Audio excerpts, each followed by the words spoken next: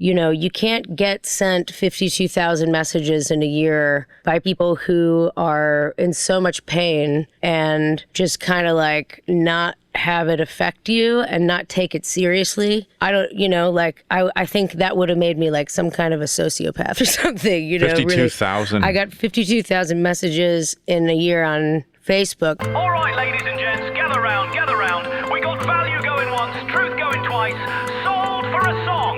That's right, folks. Rights signed away, data given away, pennies on the play. Publishing, gone. Credit, missing. Ownership, kiss it goodbye. 50 pages of catch-22s, no dice. You can't eat a like, a follow, or a view. Sold for a song. But wait now, hold your bids, hold your breath. Here comes the truth louder than the bass line. Time to take it back, where the artists rise, the system shakes, and the silence finally breaks. Welcome to Sold for a Song, the transformative podcast that dissects the music industry's long-standing practice of undervaluing its most essential contributors. Yes, we're talking songwriters and artists. In each episode, we'll delve into the journey of recognizing and elevating the true worth and value of music creators, discover how the industry has exploited creators, and learn actionable strategies to revolutionize this trend and take control of your career. Hello, podcast land. I'm Terrence Sawchuk, but you can call me Terry. After 30 plus years in the trenches of the music industry, trust me, I've seen it all. The highs, the heartbreaks, and the resilience it takes to succeed as a creator. Here's what I've learned. Awakening your self-worth, owning and leveraging your value, and streamlining the process to free up the time we need to do what we most love to do, which is create. That's what stands between you and the freedom we're all chasing.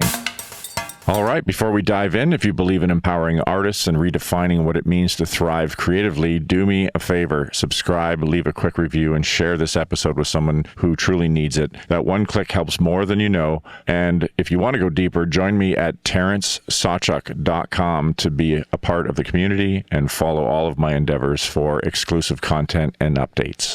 Hello, podcast land. Welcome to Sold for a Song. And today's guest is my good buddy and monster talent, Daphne Willis. If you haven't had the opportunity of listening to her music, please start with the song called Somebody's Someone and break out the Kleenex box, folks. This is somebody who has been to the edge and back, both as a person and an artist. And to me, she is the measuring stick for what makes a great artist. She's an absolute hustler, a mic killer. She's got more soul than a seafood market. She's going to hate me for this intro. I absolutely love her, and I'm confident you will too. And that's why she is the perfect guest for Sold for a Song. I'm so lucky to have you here today. I'm so stoked to be here, and man. My Thank neighbor, you for having me. And a neighbor, not just a cohort and an awesome co-writing partner and badass artist. I don't know. I was lucky enough to have you fall into my Lisa Go. Lisa Go. You guys got to meet each other, and she knows what she's talking about. And yeah. And then it turned out we had a bunch of mutual friends like Luker and. Yes, absolutely. Yeah, all kinds of awesome people. Yep. And yeah. So yeah, I wanted to, like I always say, I always do my research as you have to get to know people, and I'm always amazed at how much more I find out. You think you know somebody, and then you just what? I didn't know all this. Yeah, and then there's so many great podcast episodes that you've been in already, and I always ask people like please go and search those out because it's just to really get a good idea of somebody. You got to see them in a lot of different lights or different conversations and different eras. Different eras, yeah. So, we were talking offline about that, and you were talking about the COVID thing. Maybe give us the shorter version of like how you got started, and then you kind of get up to this wall, which is called COVID. Sure. And we can kind of address that later. But I know you were born in San Antonio for the first 6 days or weeks of your life or months or whatever it was. But you're really from Chicago, and the first things that caught my attention when I first met you was like, oh, I used to basically sneak into the blues clubs and sing, and I'm like, what the hell? Like, I've been to Kingston Mines. I've seen like these like black artists that are like the real deal from back in the day. They're in their 70s. I'm like, you broke in and played with those monsters? Like, what the hell? Anyway, take us back to Chicago up to kind of COVID, and we'll see where we go. So I went to DePaul University, and I was going there for, I had already been writing songs at that point in high school and stuff, but, you know, my parents were always like, hey, man, if this happens, like, and you get some kind of big opportunity, amazing, but just going straight out of high school to try and like go forge yourself in that fire is just a little bit, well, it's a labyrinth, it's a jungle of fires and trenches and money laundering thieves, and The ether young. We all know the Hunter Thompson quote. Yeah. Yeah. So I was going to school for, basically I was English major, wasn't sure what I was going to do after that, probably would have ended up doing law track, but here I am at 18, and at DePaul in Chicago and Lincoln Park, they encourage students to get their own housing because there's a shortage, there's not a lot of dorms.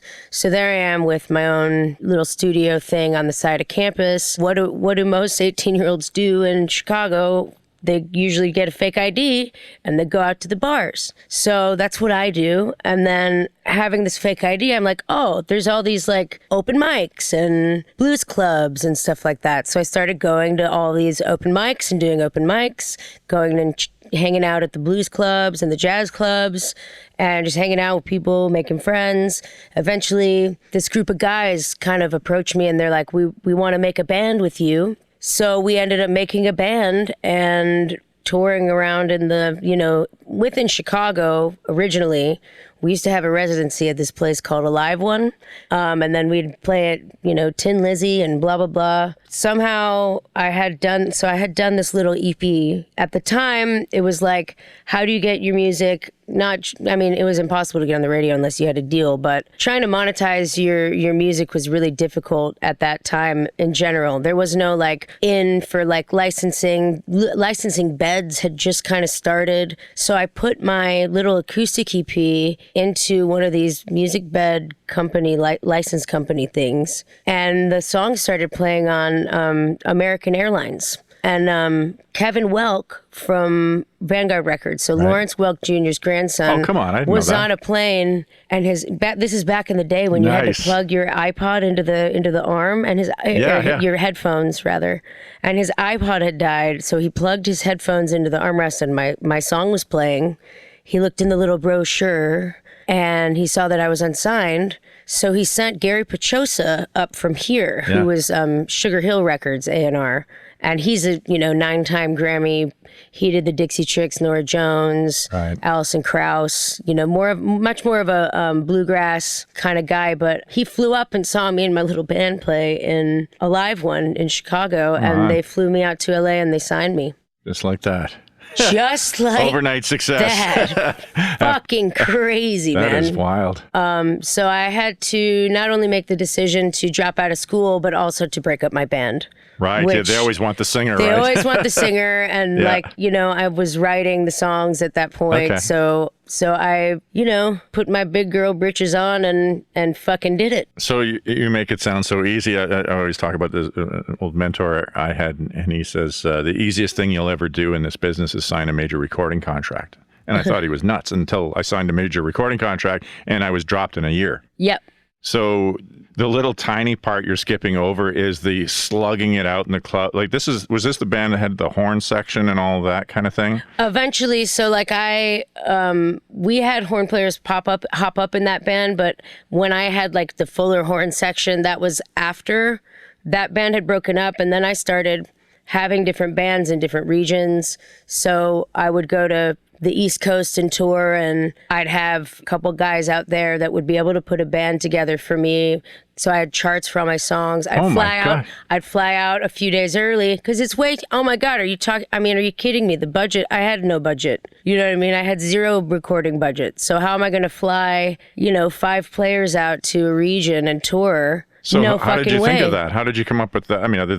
It was just, I don't know, it just made sense. Way more sense. And by that point, I had already been to all these places and knew people in different regions. And everyone was always like, hey, if you ever want to do some shows out here and I can put some stuff together and I know people out here. So I would just go out and set them up several months in advance and book people out and budget it and book all the things and advance my own shows and book the hotels and do all the day of load in, load out. You did it all. I did all of that myself for like 14 years. This is what I know all this, but this is what I want people, our listeners, to really hear is, to me, not only are you the quintessential like modern artist, but just the quintessential artist. Like, we're glancing over a lot of things. The amount of freaking work that is involved in everything. And you say, oh, and I got this, then I just got this record deal that's full of shit. Like, there's so much work in there that you did that so many people either shy away from, don't have the intuition or support system or whatever to even know. I know one other artist has done what you've done. Like, they go and travel all over the world, bringing their charts with them. Now, of course, it's more jazz and oriented and stuff, and Sure. you need kind of artists, musicians that can read. But just to have that intuition alone to be able to go, well, I'm touring. Like, I want when you work on your music this hard, and then you go, the last thing you want to do is watch it dive. You're like, Yeah. I got to get this out on the road. I need great videos. And you just have that mentality of, like, we always talk about it in the podcast, the way you do anything is the way you do everything. And it's like, everything is hard work. A lot of artists, if you tell them like how much work they got to do, like for new artists just coming up, they'll quit. Like, Well, this is They'll go to school. this is also back, I agree, but this is also back in the day when there was no TikTok, there was no Instagram. True. I started I was in school, let's see, my freshman year of college was 2005. So this is like the first or second year Facebook was even out. And so it was all MySpace, and there wasn't even like bands in town yet, you know? We were driving on MapQuest. We were using fucking printed out MapQuest. AAA. From AAA, you can order directions to get to this bar in the middle of nowhere in Iowa on MapQuest directions. But that's more helpful than social media in a way, because you'll never get rid of those skills. Now you've got them for life. Sure, yeah. And now what people are like relying on. Oh, my spatial skills are like ridiculous. But I mean, artists now, it's like if something doesn't happen with their American Idol audition, like in 6 months, they're like, how come I'm not huge? Sure. And we have this illusion that social media is going to, oh, maybe I'll get noticed a bit. It does.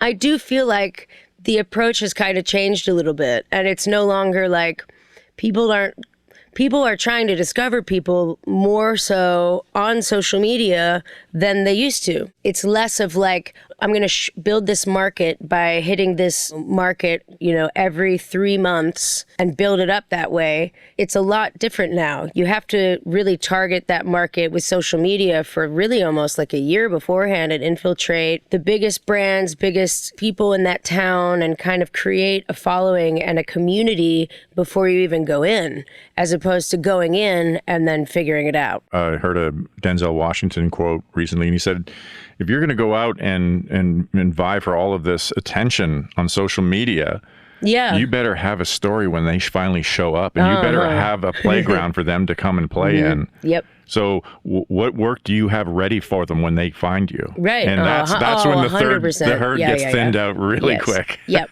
Yeah, and also if you're trying to do that in hopes of playing live music, you should probably be able to play live music. Yeah, that would help.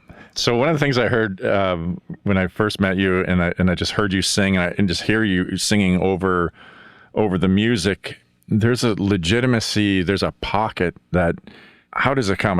Through experience, through birth, I don't know. But when I went to Chicago, the Kingston Mines, and I heard these old cats playing, and it was the same feeling when the first time I recorded at Capitol Studios with the full orchestra and all these old, the guys that played on Sinatra. It's like the pocket. As soon as they kicked into the song, I was like, you can't teach that. That is, it's in the water. It's kind of like, I'm from hockey country. It's just like, it's the in rhythm sections. I mean, the rhythm is just the rhythm sections. But you sing from that perspective. You have that pocket when you sing. Well, when you sing with that kind of, that rhythm, it's not where you start your note, it's where you end it. So it's really, you can create more rhythm by where you end a note than you can with where you begin it. Oh, that's awesome. I never heard it explained that way before. I mean, it's a lot of the crooners that would backphrase, and Willie Nelson, I can't tell if he's late for this line or early for the next song. Right. He's so behind, but you're right. It's not where you start. But he's not behind on where he ends it. Yeah. It's Yeah. all phrasing. It's a phrasing thing. And I guess when you jump in with these old cats that you're going to school, like you're going to learn at a deeper, richer level playing with those people. And that's your introduction to music, for God's sakes. Like, no wonder you have such amazing soul. And Well, my parents also, my mom was also, both my parents were music majors. So like rewind even before that. My mom was a vocal major. She majored in jazz vocal performance. But when I was growing up, she was doing classical music. So like operatic singing, choirs. She was in all these choirs, and she had a piano in the living room and was always doing her, her warm-ups and things like that. And your dad is in the business. My dad was in the business. He's now retired, but he was a recording engineer. So he started. That was his major, and then he minored in business. And he was a sales rep for CBS Records back in the day with John Coots of Waterloo Records, actually. Wow. CBS got swept up by BMG, and BMG got swept up by Sony, or it was the other way around. I can't even remember at this point. But that's when I got dropped. It was like Polygram got bought up by Universal, and the 7 major labels became like 3 or 4 overnight. It was but insane. We grew up with like, man, we had this huge wall of CDs in my living room, like thousands, because my dad basically brokered all the deals between all the labels like Epic and Columbia and all those labels. He brokered the deals between them and like Tower Records, Best Buy. So all the sales of those. Oh, interesting. Yeah, so he ended up being, I guess he was the senior vice president of national accounts for Sony BMG. So he sold more on the label side, right? So here I am, I'm on the artist side, and then, we'll get into whatever, I had publishing deals, after my Vanguard record days, but just grew up with this whole wall of CDs. And he would come home from work all the time, and he'd have these cardboard boxes full of all these CDs from all these labels that were either like, the single for the radio or the full album that was not released yet, So we got to go rifle through the back of his car and pick CDs out. We couldn't give them to anyone. And we were absolutely not allowed to, no burning or anything like that, because it was just like, forbidden. Yeah, absolutely. Which, we all know Napster and what happened with that. But so that was it was Chicago, but it was also my whole life, just, growing up with music everywhere. So we're in Chicago. You got your record deal with Vanguard, you said? Vanguard, yeah. And then where did you go from there? So the label, Vanguard was in LA. Gary was in Nashville, though. And so I started driving down 65 from Chicago to Nashville.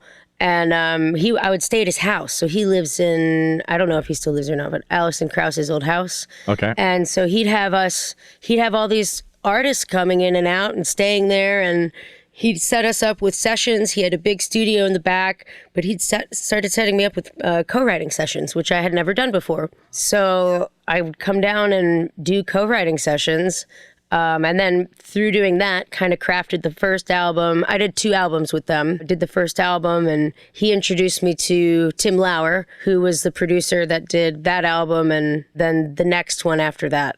That was kind of, I guess, the Vanguard record days. And then I ended up meeting John Oates of Hall & Oates, doing a show here, the Music City Roots. Okay. And John Oates, I guess, I had a friend of mine helping me sell merch at the show, and I go back to check on my merch and stuff. He goes, dude, he didn't have his mustache, but I'm pretty sure John Oates just came and like bought all your CDs and he's looking for you. And I was like, no way, dude, shut up. He's like, no, I'm serious. I'm like, oh, fuck. I'm like, where is he? He's like, he went that way. So I'm like walking around like, huh. And then go back in the green room, and sure enough, there's John Oates, and he's like, dude, I'd love to write sometime. Come on. Put his number down on a napkin, and we ended up writing all these great songs. And wow. And at the time, I wasn't recouped with Vanguard, and they didn't want to put it out. So John was like, let's do this, and all gung-ho about it, and they didn't want to put it out. So I ended up, because with record deals, you have to figure out, if you leave, you owe them. If they leave you, you owe them nothing. So I just very politely said, hey guys, I'm really excited about this thing with John Oates. Are you guys ready to do this? And the answer was no, not ready. So then the next day I'd say, hey guys, I'm really stoked about this John Oates project. Are you guys ready to do this project? Let's go. And they'd be like, sorry, but it's the same answer. And then the next day I'd be like, you guys, I'm so excited about this project with John Oates. So I did that like kind of relentlessly until Kevin was like, all right, we get it. Go ahead, we'll let you go. So they let me go, and then I ended up crowdfunding my next several projects, including the one with John Oates, which was a crazy undertaking, man. Crowdfunding fucking albums is like, I don't even know where to start. It's a beautiful, chaotic mess all at once. You still think it plays a role? You've got things like Patreon that it's like tipping and crowdfunding sorts, but do you think it's still worth doing that kind of thing now as an artist, or is there anything you can... It depends. I mean, it depends on how hard you want to work for it. It depends on how interested your fans are in supporting you that way and how much you engage with them. Might not be an option if it you might not be an option with their... It depends on the fan base, really, you know? I think it's worth it though. If you don't, I mean, I made like 30 grand each album, you know, so I had 30 grand for each album to do an album, which is, I don't know where else I would have gotten that money. You know what I mean? Yeah. Not only that, but then I had a really invested fan base that felt, I mean, and they were really a part of that album, and they were really invested in me, and I was really invested in them. And it was a beautiful reciprocal, you know, relationship where everybody's kind of, it's like playing live music. You're getting energy from the crowd's getting energy from you. Everybody's kind of in this cool symbiotic flow, you know? Yeah. And it can be the same thing if you're not on stage too, if you have the right kinds of ways to communicate and have a conversation with your fans, which essentially is what social media is and could be now. But there wasn't as much of it when I was doing that. So the crowdfunding was almost like it was like social media is now. You know what I mean? It was a constant messages and conversation about all these different things and really having one-on-one conversations with people and really engaging with people that you don't know because they're engaging with you back. But now there's like always this buffer about talking to your fans or like, you know, really taking time to send a message back to somebody. Or if someone emails you, it's like, oh, no, that would make me look like I have too much time or something. But those are your fans. Like, so, give them your time. That's, again, something that you make sound really easy. And people listening need to know you're not normal in an extremely good way, because I've gone crazy trying to tell up-and-coming artists, like, these are the things you need to focus on. You just do it. Like, you have a relationship. It doesn't matter what the medium is. If it's the era of social media, the era of 2-inch tape analog, it doesn't matter. Sure. Instinctively have this appreciation for your people and your fans. And I know a lot of your backstory. We can get into some of that too, but I think you really understand the power of serving. So many people, it's about them and their lyrics, and they're staring at their feet, and it's like, oh, people have come here to hear me sing my music. No, they didn't. Yeah. They didn't. They came here to find themselves in you. Mm-hmm. And you're just this mirror, and you're getting back from them. So it's this reciprocal thing. Mm-hmm. Not everybody sees that. They're so busy, caught up in getting noticed or making a living or whatever, and you've never lost that, you know, as far as being in touch with your fans. And then sort of fast forward to now, where I see that's the most important thing. They're talking about, leveraging your super fan. Well, Kiss was doing this shit in the 70s. They had comics and they had the Kiss Army. There's nothing new about this stuff. Right. No. But it has to be, you have to realize it's not about you. You're this, you know, the muse or whatever that is out to serve. Right. And you're going to change lives, and you've done it in so many ways. Someone, I mean, you got like, I teared up the first time you played me that song, and it's like, that changed your life, that song. And people think they're just writing a damn song. You're not. You are going to hear through email and from your live shows that you're going to be changing lives. So why not go into this with that perspective to say, yeah, I'm going to return this person's email, or I'm going to get back to them. And then now we're at that stage where people are saying, oh, well, if you only need 100 fans or 1,000 fans. If you're good at what you're doing and you know how to leverage it. And I will say that song didn't change my life. Everyone else that listened to that song and reached out to me changed my life. Right. That song did nothing. It would have been a tree falling in the woods. What changed my life was the outreach from that song and watching it allow people to reach out to each other and reach out to me. It changed how it was with my family and everything. And it was an amazing journey with all of them too. But for the most part, it was my fans, and new fans. But I don't even call them fans. I don't even, they're like friends, they're more just like friends. I don't know why people call them fans. Again, this is not normal. People listening here, you have to understand that this perspective is not normal. This is why I really wanted to get you on this podcast is like, you don't speak like the average artist. So often we're caught up in ourselves in a way that it's like you're trying to get your story out, or you're trying to make a living, or you just want to do music for a living. And that's great. And we all want to do those things. You see the game above the game. And I'm confident that the reason you see the game above the game is because you've been into the darkness.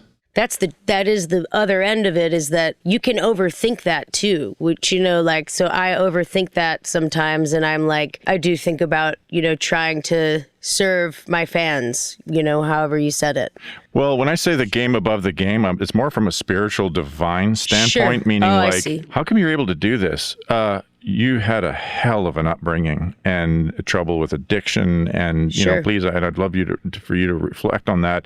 Like, you've gone to the edge and back as a person. Like, you've earned the right to speak and sing about these things. That's why you're getting the reaction. Like, somebody once said to me, like, artist, musician, you might be somebody who sings and plays an instrument, but history will determine if you're an artist and entertaining. Sure.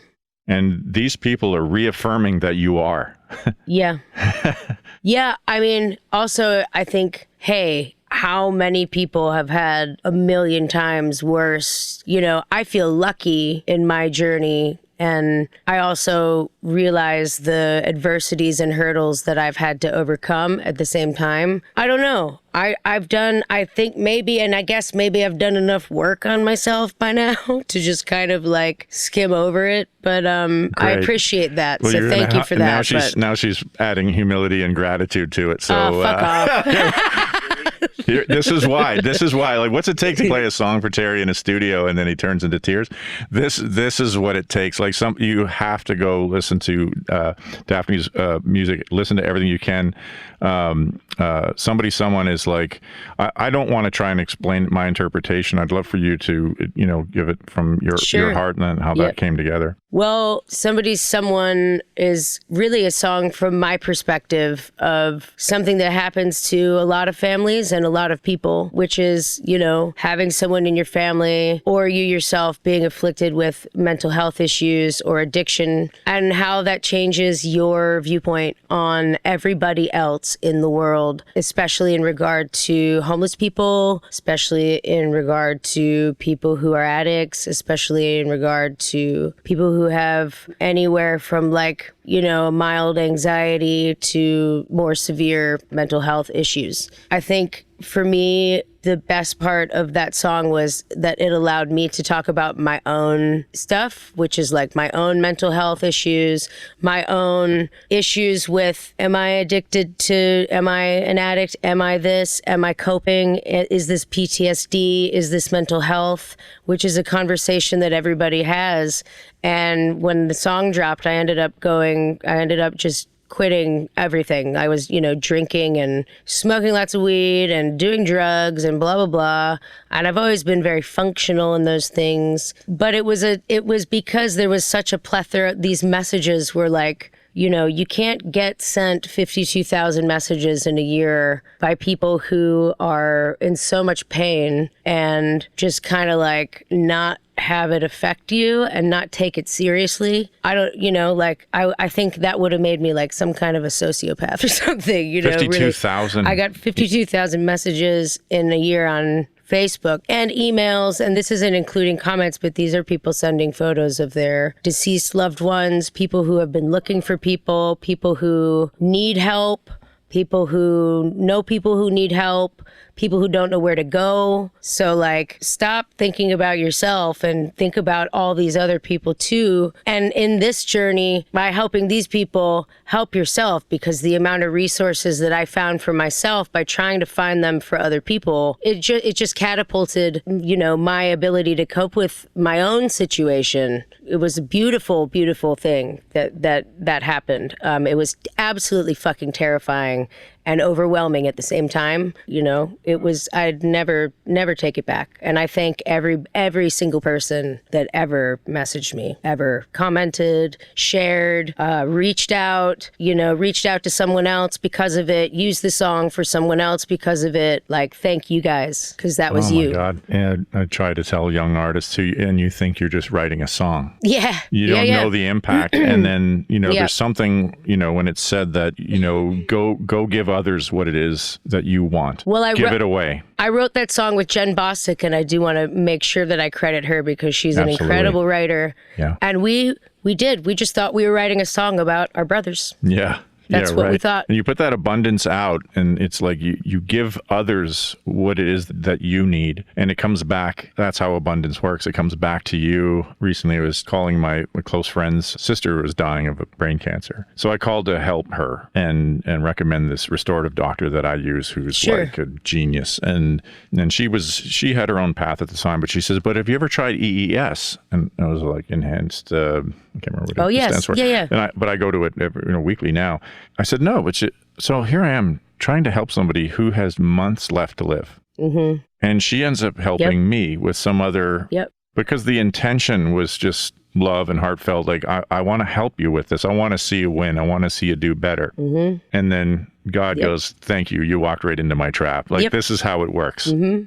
And you think you're just writing a song. So it's all of these experiences that make you really who you are. So it's like, I'm never surprised when I see people react in so many different ways. But for people listening, like, this is so important to do the hard work on ourselves. I was going to pull up a quote. Did you know Ralph Murphy from ASCAP? No, I didn't. Dear friend of mine. I'm an ASCAP writer. So dear friend of mine passed away from cancer a few years ago. But he had his book out and everything. And he was like the king of Nashville, you know, Mr. Keeping the old school perspective alive and that, but he had Murphy's Law and all these rules to, like, you know, how to you know, write songs for a living. I remember that. That's what it was. Okay, I know That's Murphy. His book, I know Murphy's Law. Yeah. Just from cutting my teeth writing here. That's crazy. So Ralph had this thing. So he would break down what is your typical artist or songwriter, right? And he would break it down. So I'm like, so what's the difference between, like, one in every household in America can play an instrument or sing. There's literally nothing impressive about being a musician or a singer.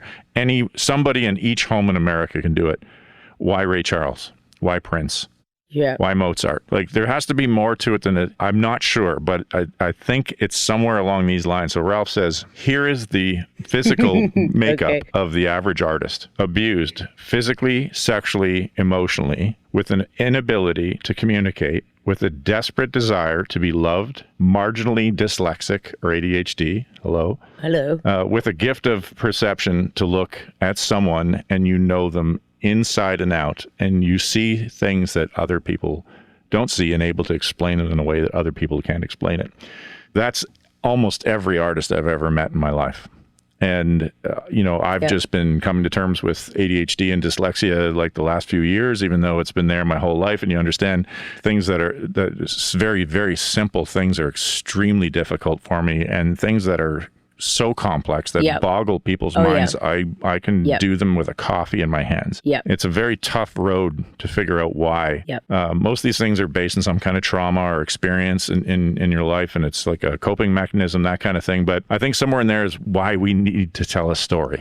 We're caught up in this internal dialogue that is just, I don't know why, there's stuff in my head I got to answer, I got to get it out there, and then it becomes this reciprocal thing that you end up helping, and I think that's what life's about, really. It's like you discover that whatever that purpose is, if it's whatever makes you, that unique blueprint, and then you bring it out to everybody else, but only with the purpose of awakening the same thing in them. Right. And you're a perfect example of that, and how your music has affected Of so many ADHD, people. yes. Oh, yeah, all those. Oh, it's I mean, just we one haven't- of those things or all of them, Ralph Yeah. would say. It could be one or all.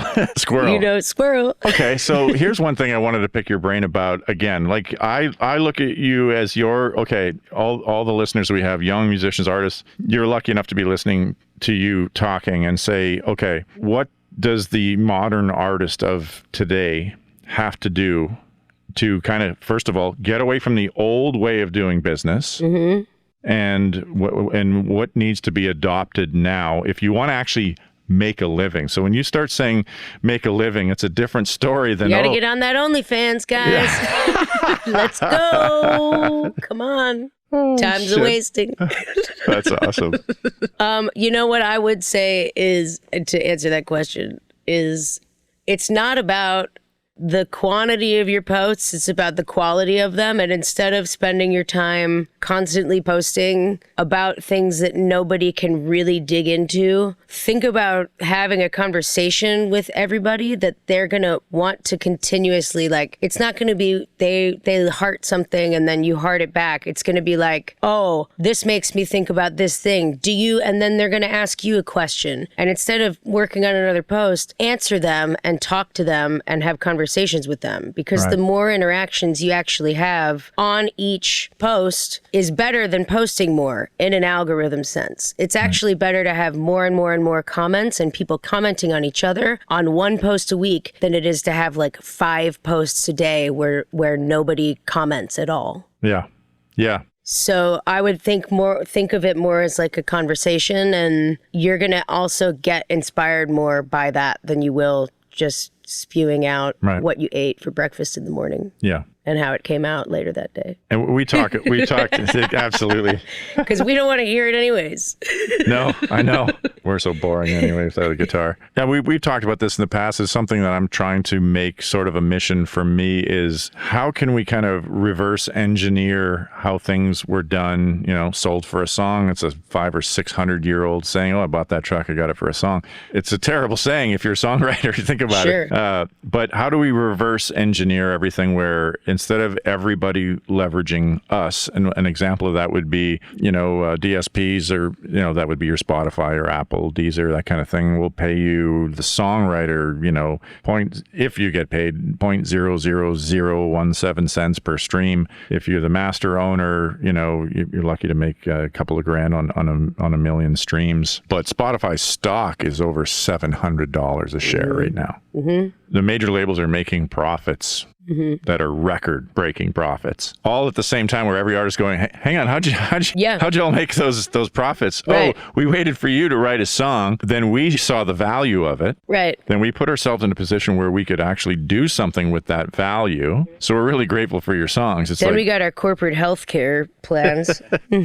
so I see, how are we going to leverage it where, I came back from South by Southwest last year and I couldn't believe how many tech solutions, I'm quoting in the air here, are going to save our lives. I just saw another one from Wyclef John or whatever, came out with another one today. And here, the music industry is a mess. It's just another tech solution Sure. where they're going to take another 20% or do Like the direct-to-fan platforms, yeah, quote exactly. unquote. Yeah, and thanks for another solution. It's like my perspective is like we should just have our own tech platform that's white label that we own ourselves, and then Sure. we just kind of direct.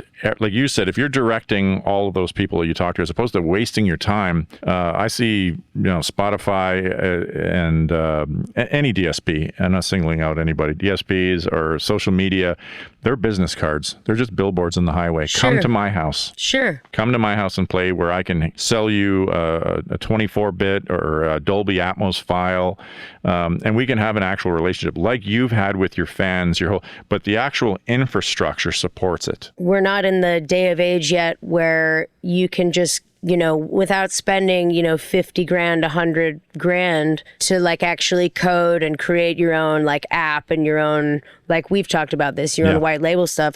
We're still in that day of age where you still have to use other people's platforms right now, but there are ways to, combine your own. Like I still use my mail list, is a big thing for me. My mail list is huge. I still email back and forth with fans that email me back on found those places. And then I used to do more like, I used to have a group on Facebook that was like 8,000 people in it or something. And it was just out of control. It was like, I'm not a professional mental health care provider. So like I had to get rid of it. So then I started messing around with Mighty Networks, but it was just too much, you know, and it's hard to stay focused and not get spread around. The best thing I think is to use whatever platform you use for your website and to try and just attach everything on there. For me, I still think my email is like emailing people and answering them and writing to people and them writing me back. It's like the closest thing to text messaging. I get so many like crap calls and calls from people all the time that I'm just terrified to like ask anyone to participate in like a enter your phone number thing, because the data always gets leaked and then your number gets on like a million, spam callers lists. Right. So I just won't even do that. As far as texting goes. As far as the platforms SMS. Where you can have, SMS platforms, because it's just so tricky. Email, again, you make it sound so easy, and most artists but that's don't just what works for me. I mean, it could work. It's different for everybody. I know, but it's not, that is the answer, that's what I'm saying. Like if you study all the, I spent 4 hours a day for 6 months doing marketing a couple of years ago. Sure. And they all said what you just said. Is without having a direct line, it could be SMS, it could be email, but it's always email. And it could be something else as well, but without having that direct line. But why do you have their email? The only time you have somebody's email is when they want you to have it. Sure, exactly. So you've done something. So a lot of artists, they're not good enough. They're just not, or to the fans, they're not good enough, or they're just not reaching them. Well, they don't ask. They don't ask, and maybe they're not delivering the music, or they're not being real enough in their words, or they're not being honest, or they're for whatever reason, you've connected with people, and those people, through their choice in email, want to stay in touch with you because you've given so much value or so much of yourself to them, and they want to stay in touch. Well, I answer them too. Yeah. I actually answer them. Yeah. I mean, again, you make it sound so easy that people don't know and they're listening to this. It's like, if I lined up 100 artists right now, they'd probably be like, oh, I know people now been doing this for 30 years that might have like a handful of emails from their fans, or like oh, is that a thing? They don't even understand. Sure. I'm like, what? How do you bring any value or connect with because Facebook, like you say, or TikTok is not a place that you really want to have an organic kind of relationship or connection with somebody. I did actually put a bot on my Facebook because it was so many messages. I put a bot on in my Facebook Messenger. So say someone messages me, because this is like, there's no human way possible you could answer every message on Facebook. How do you make a bot? There's bots you can put they auto reply in your messenger. Oh, okay. And they can sign up to your mailing list and or send me an email. So, and then it says I will try to reply in as quickly and humanly possible. Right. Which still sometimes I'm sure I didn't answer everybody, but like at least I gave them somewhere to go, sign up for my mailing list, and then you'll get more updates that are more personal and go a little bit deeper than what I post on here. Yeah. Well, you're doing it all right, and it's awesome to watch. And I don't want to hold you all day, but I definitely want you to tell everybody what you've been up to lately, and sure. Just what you're working on now. Yeah. So right before the pandemic, I was about to sign a big management deal with all the bus tours and all that and blah, blah, blah. And then the pandemic hit. I was also writing at Sony ATV at the time. I'm at Position Music Pub now. They're amazing. And over the pandemic, I got better at production and did a lot of film and TV music. And I did a lot of advertising music just to kind of supplement the touring income and all that. But also just because it's really fun to like play characters, and I actually released that music out to my fans as well. But now we're back into kind of, you can tour again, and I think I also took a long break, which I really needed to do. Moved back to Nashville, and I am now working on my next EP project. It feels really, really fucking good to get kind of dive back into it. But it's a journey, I'm really excited. The first single comes out September 26th, and I don't know if this will have aired before that or after that. I'm assuming after, so it's already be out. Okay, great. This is coming out pretty soon, so in a couple of weeks. Yeah, it'll be out. Yeah. So it comes out next week. So if this Awesome. comes out, yep. That's awesome. It's called My Turn. That's the first song. And is this a video that you sent me? Yes, this is a video I sent you. And it's a 5-song EP. Nice. Then I'm going to be releasing a song called Fucked Up Family right before the holidays, Nice. which is great. And Yep. the video's awesome. I might have gotten to see it. There might be a little secret album that has a little cameo in the video. Did you see that? Of course, I did. I didn't want to yeah. comment. I'll let the viewers, your fans, go check that out when the video drops. And I'm super excited about the songs that we have going too. They're coming out after that's all done. So it's been a real honor and pleasure writing and working with you. And Daphne literally lives up the street. If there was like a few houses not in the way, I could probably see your house from here. It's crazy. So that's Nashville, and there's probably 20 other songwriters that live between us. You can't spit without hitting one, can you? That's awesome. Well, thank you so much for having me, man. Thank you. Well, we'll have to do it again, and I'm so happy editing. yeah. It's an hour to record and 9 hours to edit, but I just want to thank you so much. I truly think you're going to literally go down as one of the most useful guests from the standpoint of, like, it's nice to listen to podcasts kind of thing, but they want to actually get solutions. So when they can follow somebody and see how they're doing stuff and go, oh shit, like she actually knows what she's doing. And if I just follow, well, that's what I'm saying. You make these things sound easy, but you're going to have to accept a compliment at some point. But nobody knows what they're doing.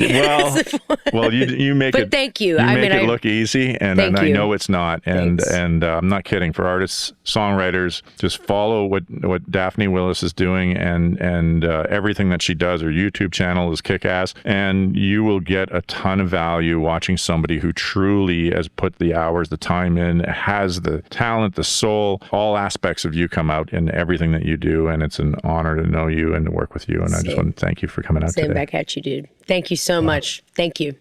For more information, go to DaphneWillis.com. If today's episode lit a fire in you, don't let it fade. Subscribe to Sold for a Song, leave a review, and be the spark that helps others discover their own worth. And if you're ready to go deeper, my upcoming book, The Sold for a Song Academy, are all waiting for you inside my private portal. Visit TerrenceSawchuk.com. Let's build this movement together.